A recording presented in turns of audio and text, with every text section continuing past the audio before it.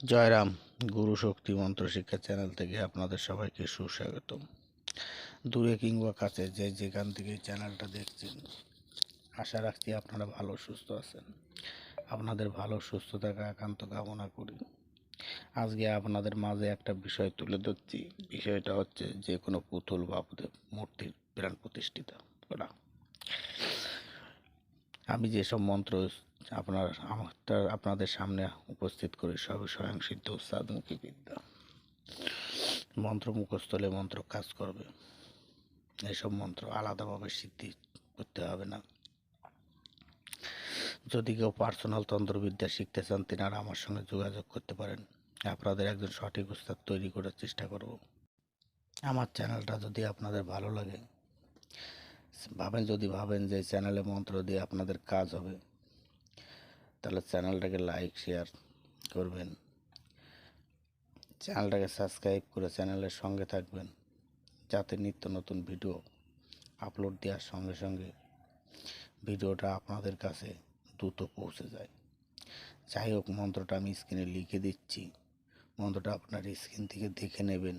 স্বয়ংসিদ্ধ উস্তাদমুখী বিদ্যায় মন্ত্রটা আমি একবার বলে দিচ্ছি। ওং প্রাণদায়ী দেবী অষ্টধূতি প্রাণো দায়নং অমুক মূর্তি করলং শয্যা ব্যাজ্যবাসী জীব দায়নং সোহা।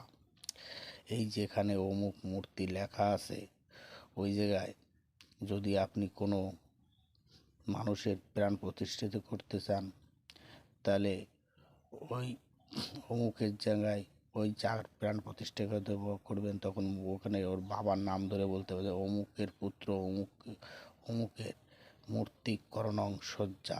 এইভাবে মন্ত্রটা পড়তে হবে। আর মেয়ে হলে মেয়ের মায়ের নাম ধরে পড়তে হবে।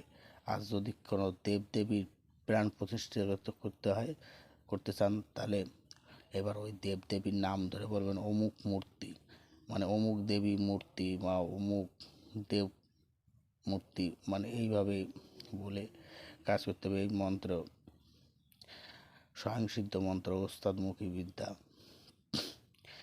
এই মন্ত্র আপনাদের প্রয়োগ করতে গেলে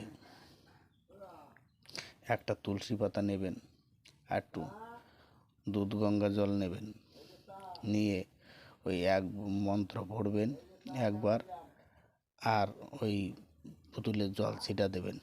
এইভাবে 7 বার জল ছিটা দেবেন, আপনার মূর্তির প্রাণ প্রতিষ্ঠিত হয়ে যাবে। এরপরে আপনি যে কর্ম করতে যাচ্ছেন ওই পূর্তির পরে, তখন সেটা করতে পারবেন। যদি আমার চ্যানেলটা ভালো লাগে, চ্যানেলটাকে লাইক শেয়ার করে চ্যানেলটার সঙ্গে থাকবেন। আর 5টা মানুষের মাঝে শেয়ার করে দেবেন, যাতে আর 5টা মানুষও চ্যানেলটা দেখে উপকৃত হতে পারে। আপনাদের কাছে এইটুকুই আমি আশা রাখছি।